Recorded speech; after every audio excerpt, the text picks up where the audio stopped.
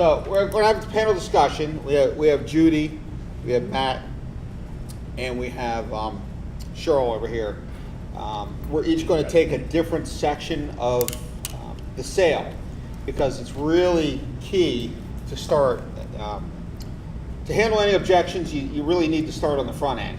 You need to make sure you have all your ducks in order before you get the objections. You need to try to minimize those objections before they occur. So we're going to talk a little bit about that, about the sales process and so forth. But before we do that, what I'd like to do is I'd like to have each and every one of us say a few words about our business, who we are, our background. Some of our background might help us understand kind of our perspective, where we're coming from and things of that nature. Hi, I'm Judy Tavey. I started in sales and marketing, predominantly sales. Seems like it was the year the earth cooled, but it wasn't all that long ago. I worked on Wall Street for many years and did institutional high net worth sales. You know what? I have a lot of experience. If I set out on my own, I can probably make a go of it. And I looked at a number of different business opportunities, and about a year ago, I settled on buying the franchise for the state of Delaware for sale. And this morning, I'm going to talk to you about how to do something that we call an upfront contract. Most organizations don't have a sales process. And to have consistency in revenue generation, consistency in filling the pipeline and finding qualified prospects, you really need to have a process. What I'm going to be speaking to today is the beginning of that process and how to be able to establish a mutual agreement with the prospect so there's no confusion. When you go into that first meeting, you're able to find out what is necessary to move that prospect along through to a close and once you have a client, obviously a lot easier to get referred in. And people are busy, they're crazy busy. But once you get an appointment, it's like, okay, there, and I'm going to go in, loaded for bear. I'm going to have all my materials. I'm going to have all my questions.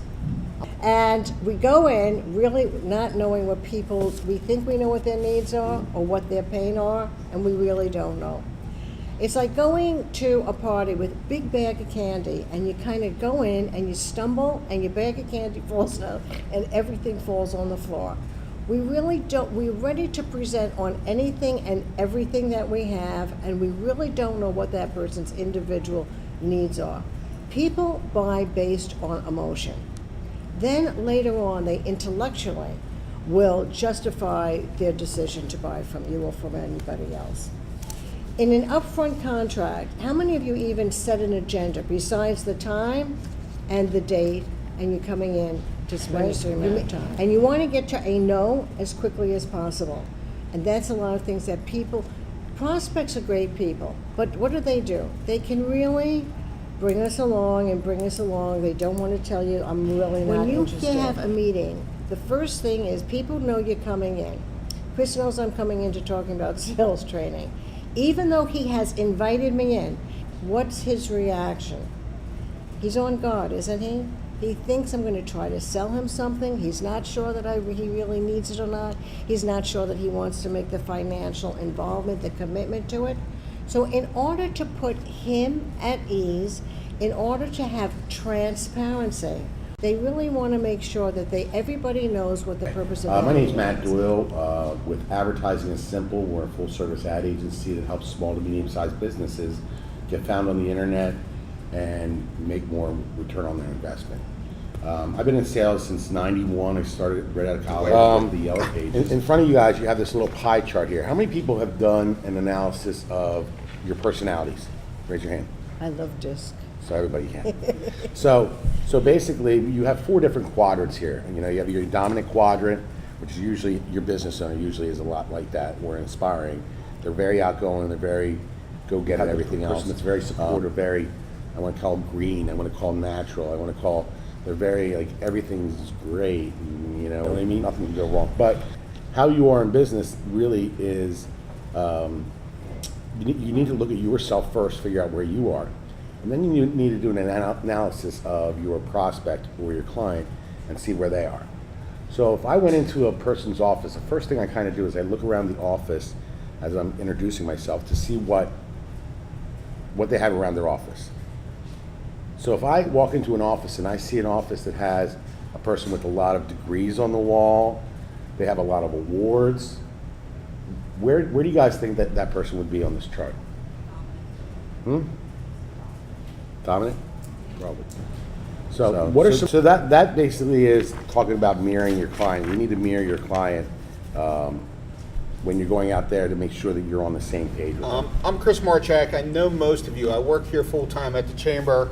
I've been here for now almost 8 years. So know most of you.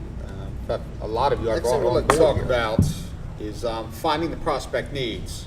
There are some steps though before you even get into the appointment, before you walk in that door. Does anybody know what to do before you walk in the door? Any ideas?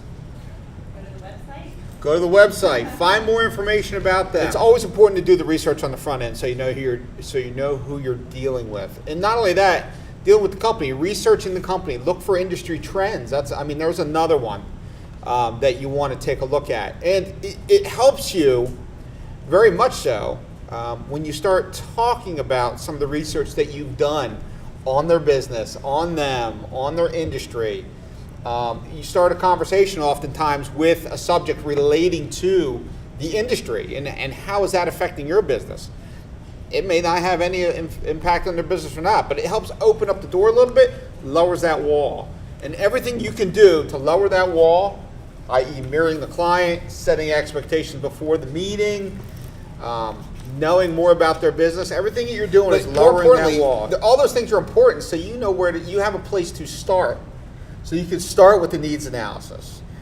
Needs analysis is important because when you get into actually proving value, you're going to use that value to work with their needs. Your value, your product and service needs to meet their needs. If it's not meeting their needs, then you shouldn't be selling them.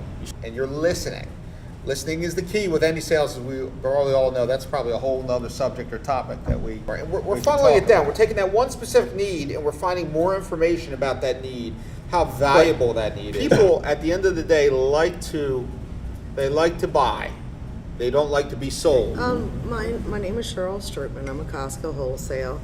I've been with Costco since 1999. And before that, I've always kind of been in sales. I've always, whether I realized it or not, but really have a passion for people and helping people. And here's where the work starts. Yeah. This is where all the objections I think actually closing is the easiest if you do everything, the steps prior to this, because everything everybody has talked up here is so important. Because most people think sales is talking, and 90% of sales is listening. Because if you really care, one is to really believe in your product and yourself. That's the most important thing. You absolutely have to believe in what you're doing and what you're offering. I don't even say sales because everybody's offering something. And if you're having a discussion with somebody, they obviously have some kind of pique or interest in what. So once you established everything you establish, one is set time and, the plan on why we're here.